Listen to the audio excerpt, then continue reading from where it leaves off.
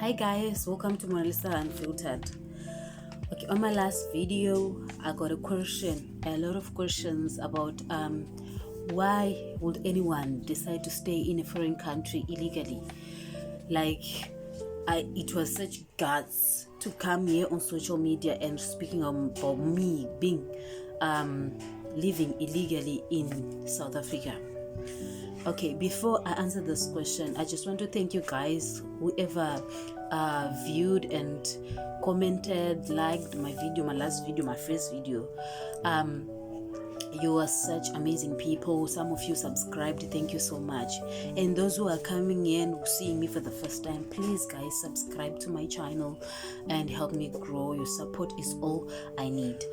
Okay, let's dive in. It's not an easy situation to see anybody living in South Africa illegally, but there are things that might force someone to I'm gonna live here this way, this is what I'm gonna choose to do. There are factors that might actually push someone, even though you don't want it to be like that, but it might just push you to do it. As for me, coming here to South Africa was a dream because I was in love.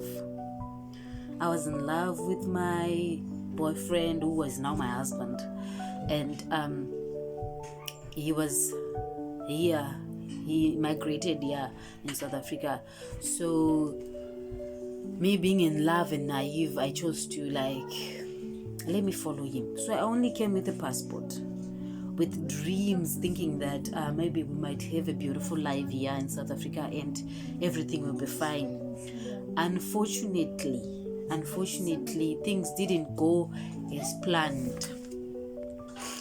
At first I thought I was just going to live for a few months, because on the border the days are limits. It's just maybe for a month, 4 weeks, I think a month, 30 days, something like that, to come in a foreign country with a passport to just stay for a while as a visitor.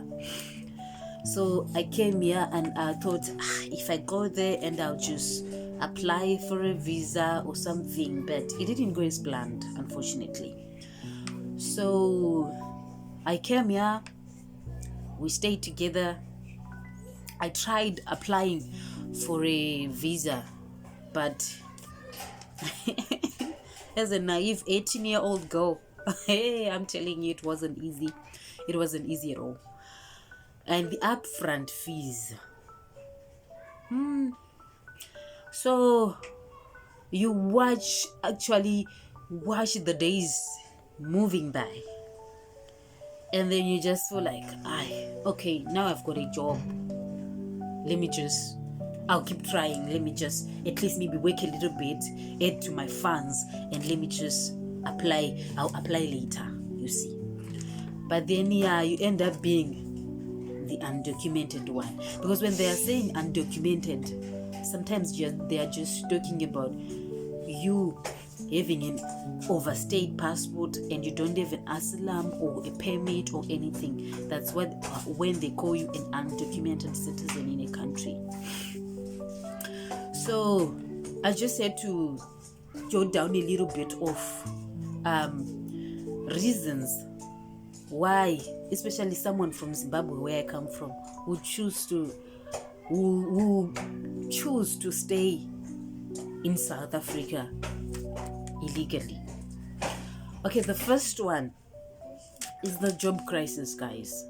The jobs are scarce in Zimbabwe. You have to figure out how you're going to survive if you want to survive. So if you are uneducated, or you are educated but there are no opportunities, sometimes you just feel let me just look for greener pastures outside. And then when you come, you are not... Sorry about that. I just had to pause a little bit. Okay, the jobs are scarce in Zimbabwe. Jobs are scarce. I don't want to lie. But then when you get an opportunity here, you just feel okay. The way I was feeling when I was coming here, I felt like every door was opening. like every opportunity was coming to me. So you feel like everything is going to happen, but sometimes it doesn't always work out the way we want. Yeah, this thing keeps coming out. Sorry. Okay. So another thing that may lead someone to leave illegally is the upfront cost of the visas and the permits. They require a lot of money for you to have the visa or the permit to be living illegally, and a lot of us cannot afford it. So we just end up sometimes living in your countries, in South Africa or in any other country illegally because of that. Another thing is long waiting periods. I actually managed, because I came here 2018, I managed to get an asylum seeker, but the waiting period, I'm telling you, and for now it's expired, I understand that, but the waiting period is insane. Then it comes out sometimes and you're lucky, but then you just feel like, okay, let me just wait while waiting, you see. And then the other thing that I already spoke about, the borders, the terms that we are given on the border, they are short term. It's just like a month. But then maybe you come here and then you find a job, then you just weigh the risks. You're like, hi, let me just calculate the risk over rewards. If I find work, let me just work, and then when everything is fine, I'll just go back home. You watch your passport or the days that you are given passing by. So yeah. And another thing is the past instabilities. You know, some of us came because of our own lovely reasons. For me, I was in love, and I thought maybe soon after school, I thought maybe things would be amazing for me. But others, they left because of violence. The instabilities that were in our country, we left because of crimes. We left off because of a lot of things. But then we chose to like, okay, let's go seeking refuge, seeking peace, seeking jobs, seeking whatever we can here in South Africa. That's why we chose to come here. But then things get better and there are no longer a lot of violence in our country. But then we just choose to stay. We are getting used to the environment and the people and the communities. Then we just feel like, okay, let's just stay a little longer. That's why some people, I know, all this that I'm saying, that it doesn't justify living in a country illegally. And also I know living in a country illegally is actually something that can get someone arrested or deported. So it doesn't justify anything. Or it doesn't justify me being here illegally. But all I'm saying is, sometimes you just feel like, okay, let me just try something new. And it gets to you and it gets into you, end up staying a little longer than you expected. And there is something else that I noticed, why South Africa is always targeted. You know, it comes to the shared border firstly. When I'm talking about Zimbabwe and South Africa, we share a border. Yeah, I know a lot of foreigners come from different countries and they have their own reason. But for us, Zimbabwe and South Africa, we share a border.